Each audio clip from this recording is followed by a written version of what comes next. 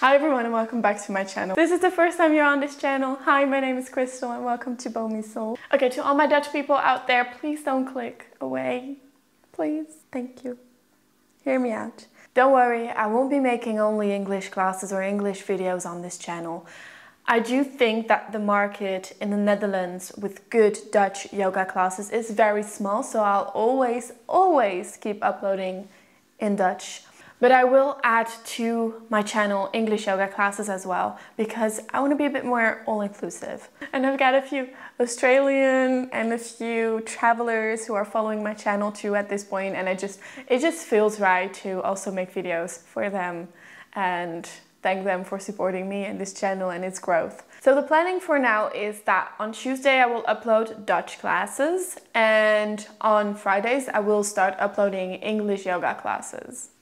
Now also, we are going to work with intentions. Every month we are going to set an intention, and that intention is going to be defined by one of these videos. I am really excited for the changes on this channel, and I hope you guys are too, and I hope you guys don't mind me talking in English and making these intention videos in English. I will do my absolute best to see this shit too. Oh, and before I forget, before we dive into this video's intention, I want to let you know there is a template, a Notion template in the description down below, and you can download it and you can duplicate it to your own Notion. That way you have a worksheet for the upcoming 4 weeks. If you do decide to try it and to use it, please let me know. Send me a DM and show it to me, and please let me know what you think of it. I'd love to get your feedback, because obviously it's my first Notion template. So yeah, let's start with this video. Cheers. We are in the third month of 2023, and how's it going so far? Are you sticking to your new goals? Are you heading towards your vision? Are you implementing the things you said you would? If you said yes to these questions, I'm going to ask you to really take a moment to acknowledge that and be proud of yourself. If you said no, on the other hand, chances are that you just haven't found a way to set up your life for fulfillment. But please don't be hard on yourself. Whatever the reason is for you not having worked towards your goal, your vision, know that life simply can get in the way. And if you feel like you are falling behind, know that that is only a feeling, not the reality. Everyone is on their own journey, going through their own challenges in its own time.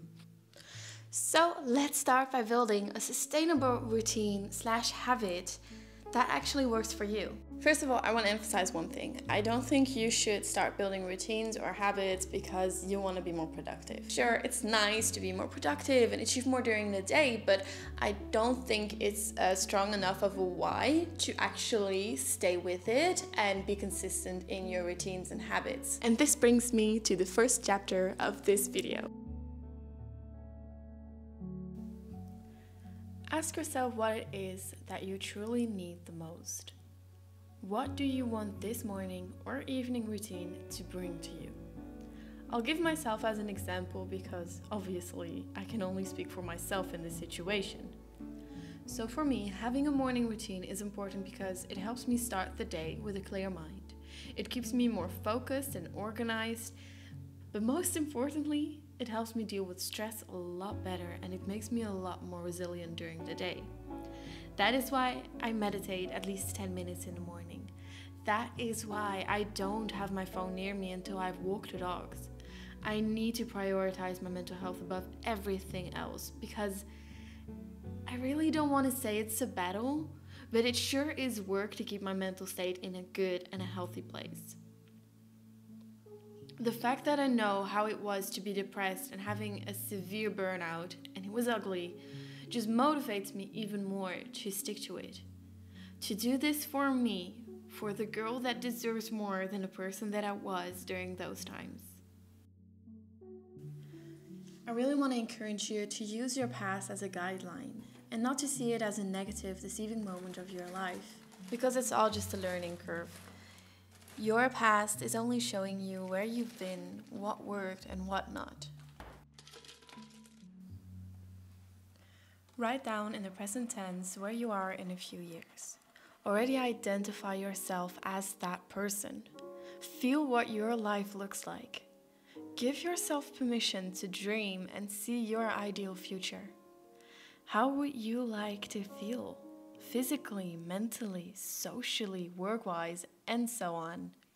Do it for that person, but also for the little boy or girl you once were, because you know that person deserves a glowing future. You deserve a beautiful present.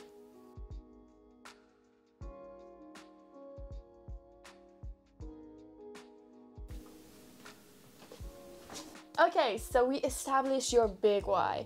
Now it's time to start creating sustainable routines and habits. So personally, I would say start small. That is what worked best for me. But I know for some people, it works wonders to just completely switch everything up and roll with that. But I mean, for most people, that probably won't be the case. A lot of studies show that it's easier to maintain a routine or a new habit if we start small and do baby steps. Before we even start adding bits and removing things from your routine or your daily habits, I think it's good to look at the amount of time that you actually have, either in the morning or in the evening. The thing is, you can add so much to your routine, but if you don't have time for it in the morning, and you are, for example, not willing to put your alarm earlier, you're only going to set yourself up for failure. Figure that out first. How much time do you really need, and how much time do you really have in your morning or evening? From there on, choose a few things that you think are really important for you to start your day off the right way and to work towards your why. I would just list heaps of things down, and from there on, scratch what you definitely don't have time for, and then choose one of the things that's left to integrate in your morning or evening routine. Look at your morning routine and see what you can link that specific activity to. So say you want to start meditating consistently every morning 10 minutes. Make sure that you make it easy and enjoyable for yourself. I do meditate in the morning, and the easiest way for me to do so is having a cushion near my bed, picking it up, putting it on the bed, changing my position, sitting up straight, and then start meditating. That's the easiest way for me to do it. Not only is it easy, it's enjoyable because I'm still in bed. So here's the thing. I linked it to waking up and my bed. Two things, very easy. Wake up, bed, I have the cushion ready, and I'm sitting in my meditation position and I'm ready to meditate. And I think that is probably the key ingredient, is you want to link it to something you're already doing. Anyway, you just want to make it as easy and as enjoyable and as linkable as possible. But in this as well, like, it's all up to you. You have to find what works for you and what doesn't.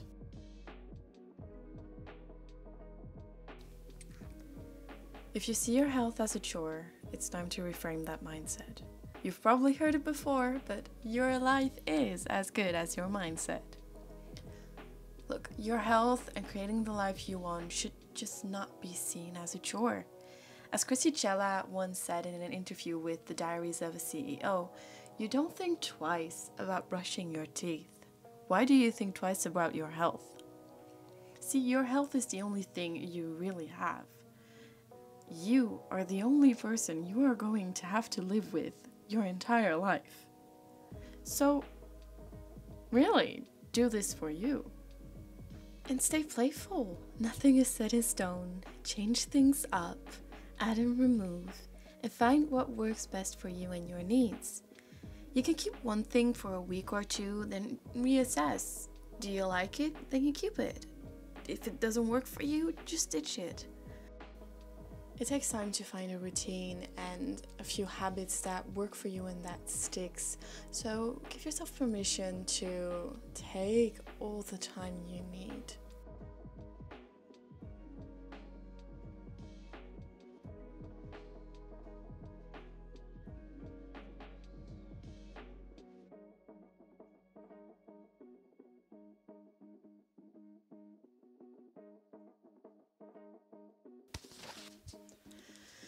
This is probably going to be the toughest one for most of us. Keeping track. Because let's be real, who even has time for reflection? Okay, so find a way that makes this step as easy and most accessible for you as possible. In the Notion worksheet, I added a Notion habit tracker. You can give that a go. but maybe an app suits you better. Or perhaps a notebook besides the bed. Personally, I plan time in at the end of the week to reflect 15 to 20 minutes. But if I'm honest, I don't do this step enough. I actually started time blocking it in my calendar because if I don't, I just completely neglect doing the reflection part of everything. So, yeah. If you found this video helpful so far and you're enjoying it, please subscribe for more classes and more intention videos like these ones. And give it a like. Just here or there, I really don't know where, but somewhere down here. Also, feel free to share your tips and tools so we can actually help each other out on here and create a very loving and supportive community. And if you're feeling up to it, please write down below your answers to the questions that I asked during this video, because I would love to see it and I would love to read everyone's answers. So, yeah. Thank you. Before I end this video, I want to emphasize this. You've been creating routines and habits since the moment you were born. They will be your default go-to when life gets in the way. It takes years to unlearn the ones that do not serve you. You will fall out of routine, you will have days where it's going to be challenging, but missing it one time does not mean you should directly give up totally. You are working towards the person you want to be in the future, step by step, day by day.